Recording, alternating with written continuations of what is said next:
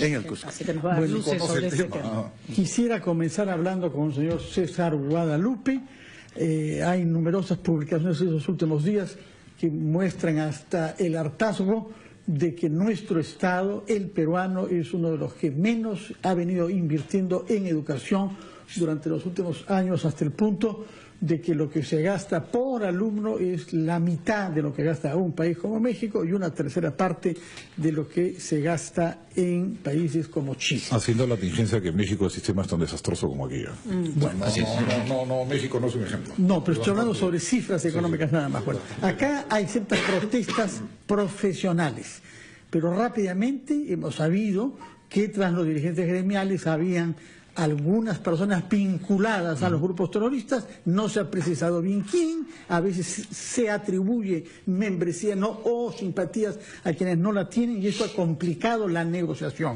El primer ministro Fernando Zavala ha hecho una autocrítica el día de ayer reconociendo que no se ha sabido entablar un diálogo adecuado con los diferentes representantes gremiales. ¿Puede decirnos usted, por favor, en qué estamos hoy, día jueves por la mañana? Hay varias partes en el comentario. Una primera parte tiene que ver con el tema del financiamiento de la educación y efectivamente lo que ha señalado es totalmente cierto. Solo quiero añadir una pieza de información. El gasto por alumno en el Perú en los últimos 15, 18 años ha crecido en 5 veces. Estábamos mucho peor y eso es parte del problema. El punto de partida en el que estábamos en los 90 era realmente desastroso y a pesar del esfuerzo estamos todavía en esos niveles. Es una medida más exacta. Cuando se dice México gasta tanto por México, tiene 100 millones de habitantes. Claro, hay que aterrizar un poco más el... La medida correcta para ver el tema de la calidad del servicio es el gasto por alumno, no el porcentaje sobre el producto per cápita. Esa medida no sirve básicamente para nada. Japón gasta 3% del producto y le va muy bien. Namibia gasta 11% del producto y no le va bien. Entonces, la medida más exacta... Exacto, es como cuando uno dice cuánto cuesta un colegio privado, es más o menos lo mismo. Esto es lo que ahora lo pagamos los ciudadanos a través del Estado, ¿no? Un colegio privado que cuesta 800, 1000 soles mensuales no es un colegio privado que cuesta 50 soles al mes, ¿no es cierto? Entonces, más o menos de eso es de lo que estaríamos hablando aquí. Esa es una primera cosa. Una segunda cosa, efectivamente, acá se mezclan muchas cosas que tienen que ver con las posibilidades económicas, que tienen que ver con la política educativa y que tienen que ver con la política de seguridad interior, y ha habido problemas en la comunicación, en la coordinación, y el gobierno creo que ha mostrado un alto nivel de impericia en estos temas, por decirlo de alguna manera, ¿no? Y es bueno entonces que el Premier haga este reconocimiento y tratemos de ver las cosas. Y el tercer problema es que es mucho más fácil sentarse a dialogar uno a uno que sentarse a dialogar uno contra nadie sabe cuántos. Ese punto le quería preguntar. ¿Cuándo vamos a tener, deberíamos tener, por ejemplo, en el SUTEP, un profesor, un voto? Debería haber elecciones, porque las elecciones que hace 1000 años que Patria Roja ha capturado la cúpula, es por delegados, hay un montón de enjuagues, son como estas del APRA, ¿no? Estas internas, son elecciones pues que no son elecciones, o sea, que debe votar cada uno, pues, y ahí elijan. Yo, estando de acuerdo con ese criterio, debo agregar solo una cosa: un sindicato es una organización privada, no es una organización pública autónoma, son sus afiliados que los que deciden. Pero acá pues como la U, ¿no? O sea, cada uno se enquista la dirigencia. O como muchas otras organizaciones civiles, no solamente de este tipo, sino de otros. Las deportivas. O también gremios profesionales. También, ¿no? Universidades y los rectores de toda la vida. Estando de acuerdo con el criterio general, también hay que estar de acuerdo con el criterio de que es una organización privada y es asunto de sus afiliados decidir cómo se organizan. Si ellos prefieren organizarse de la forma A, es su decisión y yo la respeto. Sí, sin embargo hay un tema que hay que destacar aquí, o sea, porque innecesariamente el Ministerio de Educación se compra el pleito de este asunto que es privado, porque el Ministerio de Educación el año pasado, en agosto, con el señor Saavedra, saca un decreto supremo, que es el famoso decreto 0013, a través del cual se incrementan las licencias sindicales del magisterio, pero además el decreto supremo establece que es este gremio, al cual el magisterio en la calle está reconociendo que no lo representa, es el único que puede determinar quién lo representa en cada región. Gremio al cual el magisterio en la calle está reconociendo que no lo representa, es el único que puede determinar quién lo representa en cada región. Es decir, si es una entidad privada, dejemos que se organicen, dejemos que eventualmente marquen la pauta de cómo tienen que representarse. Sin embargo, es el Ministerio de Educación quien determina a través de este grupo magisterial que está señalado Patria Roja, el CEN en realidad, es el que debe determinar en la región Cusco quién representa al Cusco. Y además en la práctica la ley no sirvió para nada, porque uno puede imponer por ley quién representa y a la hora ya vemos lo que pasó. Es que por lo mismo ese es el caos, porque si tú tienes... Con la CGTP sucede con todo el mundo, o sea, el gobierno tiene que hablar con alguien. Pues. Claro, pero de hecho, pero sin embargo, lo que tendría que dejar abierto este decreto supremo, ¿no es cierto?, es que en las regiones son, como lo que dice la ley, son los gremios mayoritarios los que establecen el nivel de comunicación y representación local. Porque eso es la feudalización, tampoco puedes hacer eso. Entonces al final, si no hay CGTP, negocias con panaderos, con... No. Tiene que haber una federación. De acuerdo, completamente de acuerdo, pero no se puede determinar, ¿no es cierto?, desde Lima, quién debe ser el representante en Piura, en Tacna, en Ayacucho. Hay democracia interna, no la ha existido desde toda la vida. Entonces creo que esa es parte del producto de que ahora tengamos, digamos, una tan alta dispersión aparente de la representación. Y entonces no se va a poder resolver porque los maestros no tienen la posibilidad de tener un representante legal ante el ministerio en su región, porque eso lo tiene que determinar en este caso concreto del CEN. Entonces lo que está pidiendo el magisterio es que se revise eso. De acuerdo. Que se revise, que se reformule. Es una de las tantas cosas. Es una de las tantas cosas, no solamente por el tema gremial que se está la palabra, por favor, al economista Diego Macera. Mira, yo aquí quiero coincidir con el doctor Guadalupe en el sentido de que efectivamente decir que el gasto por alumno en términos de PIB per cápita no tiene mucho sentido. Y aquí en realidad el problema está en que, claro, es común decir que solo gastamos 3.8% del PBI, que deberíamos estar gastando 5%. No, pero el problema en realidad está en la recaudación. ¿No? O sea, aquí el problema en realidad es que nosotros estamos usando ya casi 20% del presupuesto en educación, ¿no? Y 20% del presupuesto ¿Cómo es... así? ¿Cómo 20% cuando lo que se le asigna es muchísimo más bajo? 20%, No, 20% del presupuesto. Del gasto público. Claro, del PBI es 3.8 o 3.7, ya, pero el presupuesto es el 19, casi 19%. De los 142.000 millones, Exactamente, 20%. exactamente, el 20%. Entonces, no es que sea poco, de hecho, estamos gastando más que muchos de nuestros pares de la región respecto de lo que tenemos. Vamos a ir a una pausa con el economista Diego Macera para que nos explique después qué consecuencias tiene eso en educación. Si no es un tema de dinero, entonces, ¿de qué estamos hablando?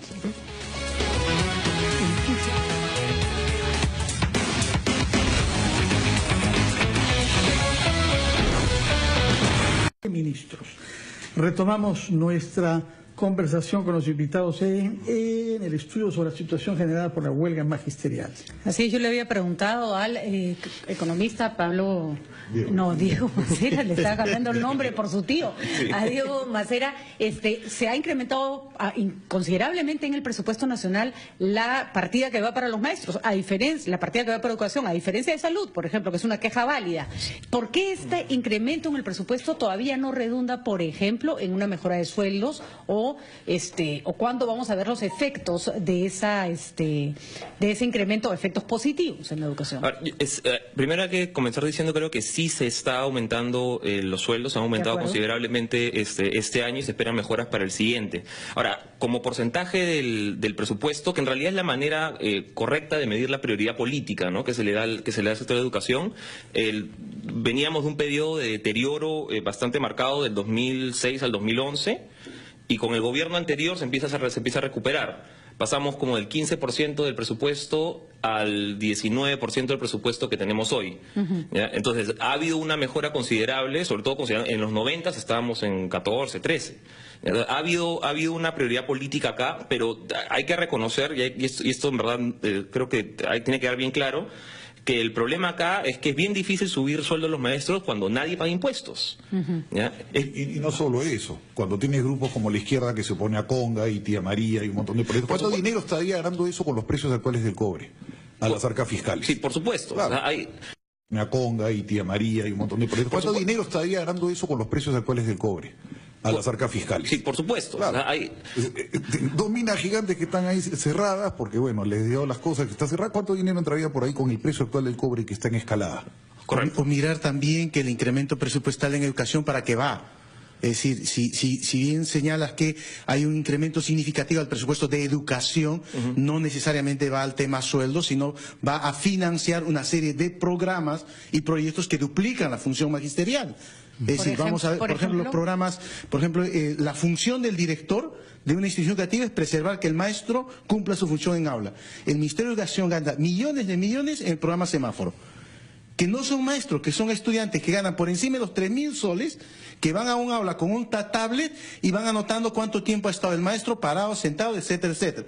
O que la función del maestro... Perdón, congresista, pero yo entiendo que eso se llama acompañamiento en aula y que no es otro programa. O sea, tiene el Ministerio de Educación por lo menos, hasta el año pasado tenía por lo menos 7.000 trabajadores del Ministerio dispersados en las regiones, desarrollando programas que duplican la función del maestro. Es cierto, eso sí, yo quisiera tomar ese comentario. El tema no es que se incrementó el presupuesto. De acuerdo, porque más plata mal invertida no tiene sentido. Me gustaría la opinión del señor Guadalupe. No, yo quisiera tomar ese comentario porque ese comentario apunta a un problema que también es parte de esto, que es el descontento que existe en las regiones con la política de intervención que viene del Ministerio. Y esta es una política que, digamos, el Ministerio siempre, a lo largo de la historia, ha tendido a decir, aquí somos los que pensamos, los demás ejecutan y tienen que hacer lo que nosotros queremos. Eso siempre ha existido en distintos grados. En los últimos 4 años eso se ha multiplicado por 1000 veces. ¿Era necesario? Bueno, pero tiene que velar por la calidad de la educación. Sí, pero una cosa es lo que pasa es que lo que pasa, y esto creo que me vas a acompañar en este razonamiento, esa es exactamente la forma como no funciona un sistema, porque esa es la forma soviética de planificar. Tú planificas centralmente y pones un comisario para asegurar que las cosas funcionen. Y eso no funciona. Un sistema dinámico complejo no funciona de esa manera. Necesita un conjunto de reglas para que los actores locales puedan hacer las cosas. ¿Perdón? A la buena de Dios. ¿Cuál es la alternativa? No a la buena de Dios. Y ese es el punto. O sea, el punto es que no debemos olvidar que lo que tendríamos que discutir es cómo garantizamos el derecho de las personas a una educación de calidad.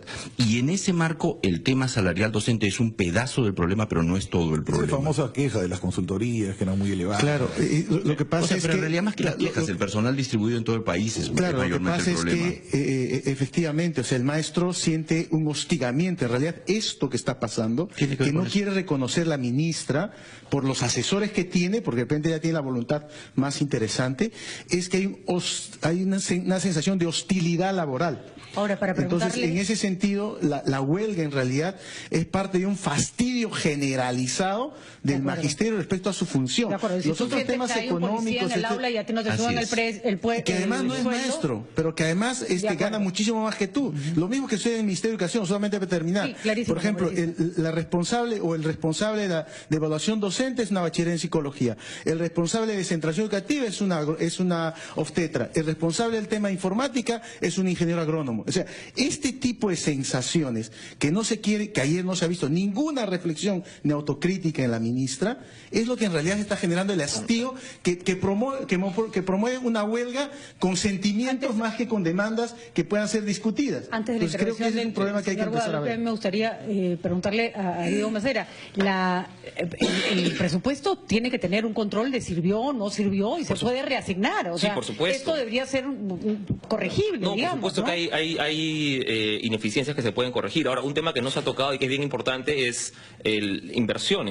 Porque una buena parte del presupuesto es efectivamente remuneraciones docentes y para administrativo, pero otra parte del presupuesto importante, más del 20%, viene haciendo ya inversión en cerrar las brechas de infraestructura que tienen los colegios, ¿no? Entonces ahí tenemos una brecha de 20% del PBI y que al ritmo al que vamos lo vamos a cerrar en 20 años. Entonces, hay una parte importante de la discusión, sí, que es sobre remuneraciones y que es sobre gastos administrativos, pero hay otra parte importante de la discusión, es qué vamos a hacer con los colegios que ahorita no tienen agua, que no tienen luz y que no tienen sanidad. Tenemos que hacer una pausa primero y luego continuaremos con el análisis de la situación generada por la huelga magisterial. 8:29. Pausa.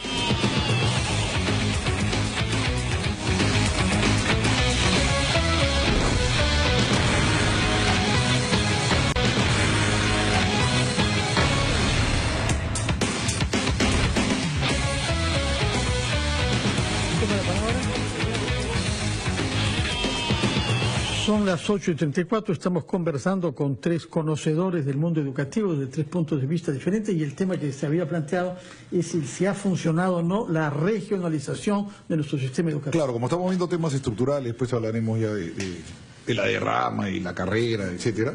La regionalización. ¿Le ha hecho mucho daño? ¿Ha funcionado darle las atribuciones educativas a las regiones? Mira, es complicado decir que sí. Hoy día hay un presupuesto bien grande, es más del 30%, que no depende ya de lo que se decida desde Lima, o depende menos. Se lo ejecutan directamente los gobiernos regionales, nacionales.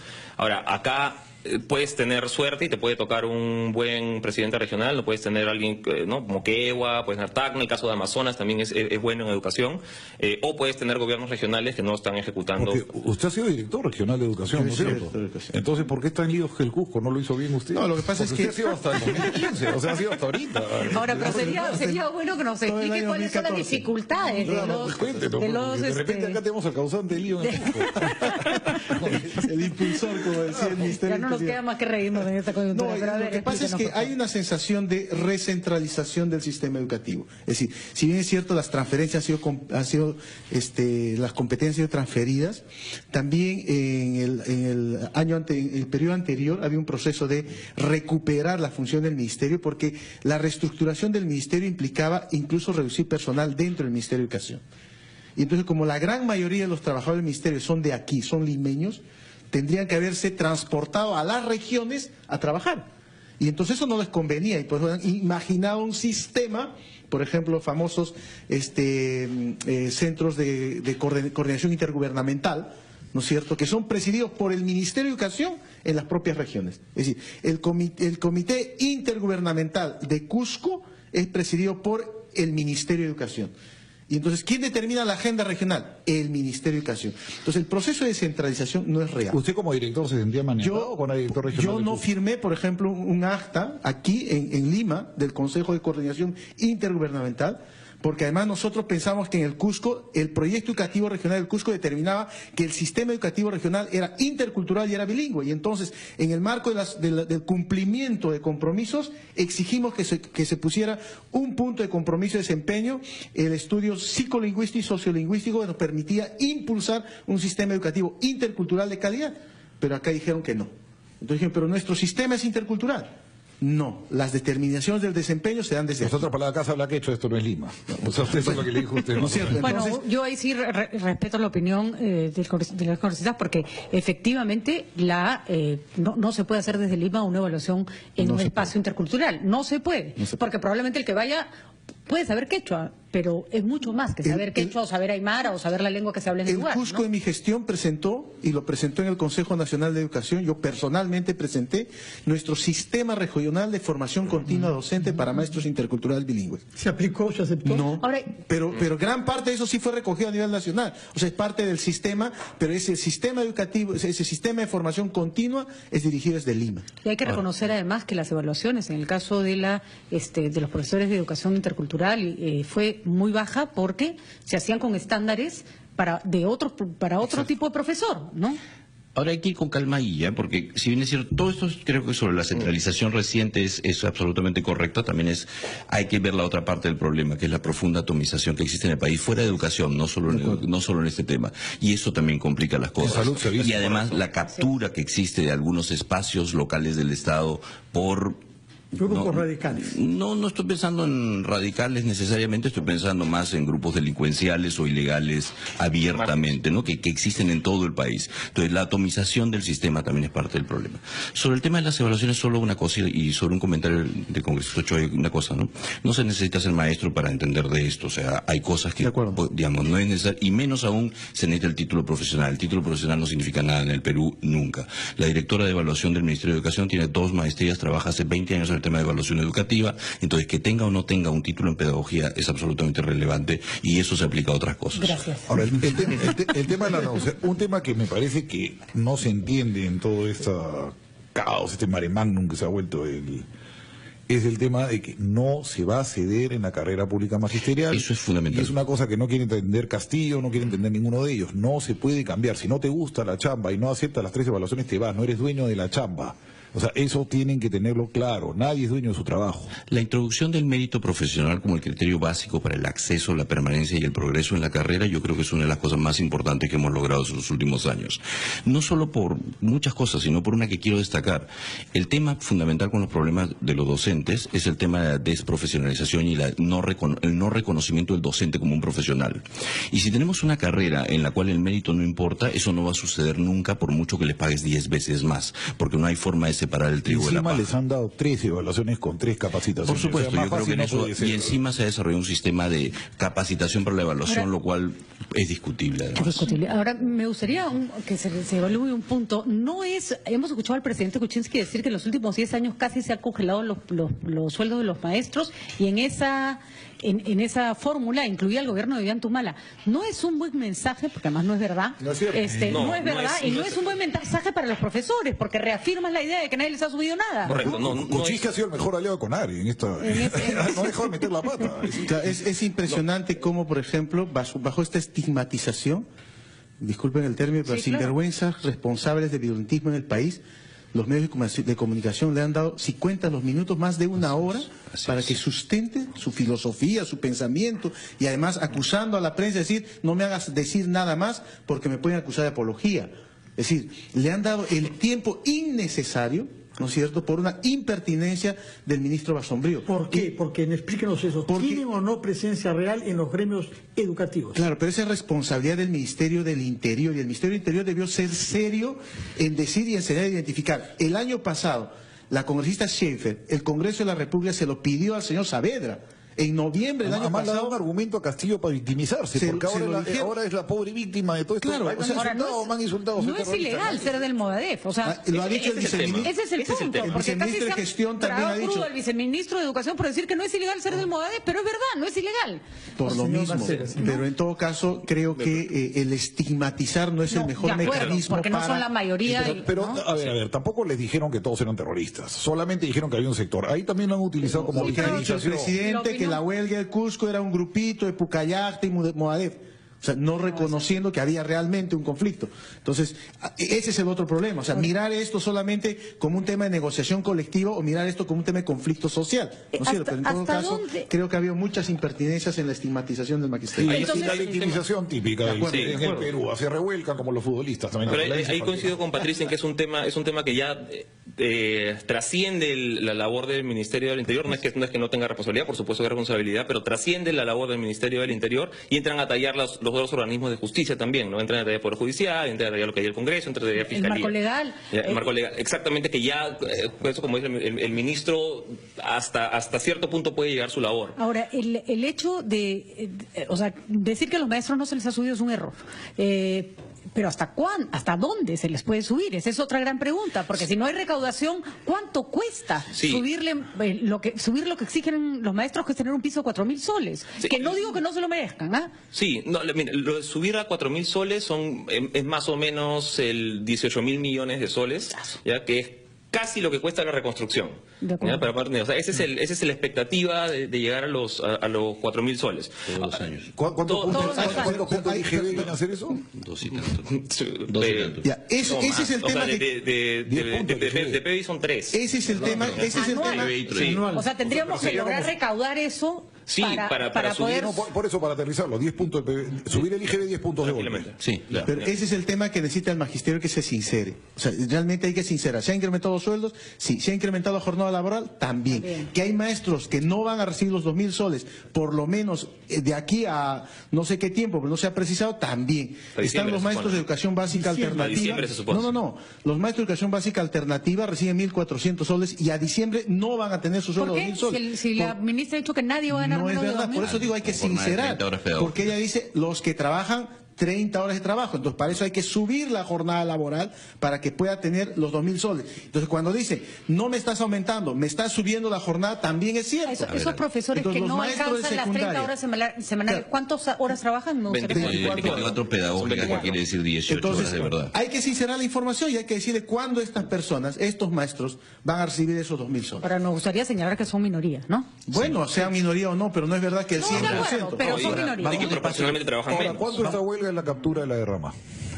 ¿Perdón? ¿Cuánto esta huelga es por capturar la derrama magisterial?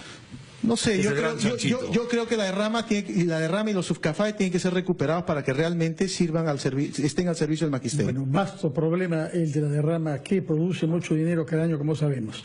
Son las 8:45, muchas gracias Diego Macera, César Guadalupe y congresista Edgar Ochoa por haber podido conversar con serenidad sobre un tema que sigue siendo complejo y para algunos apasionado. Muchas gracias. 8:45, pausa y regresamos a Ampliación de Noticias.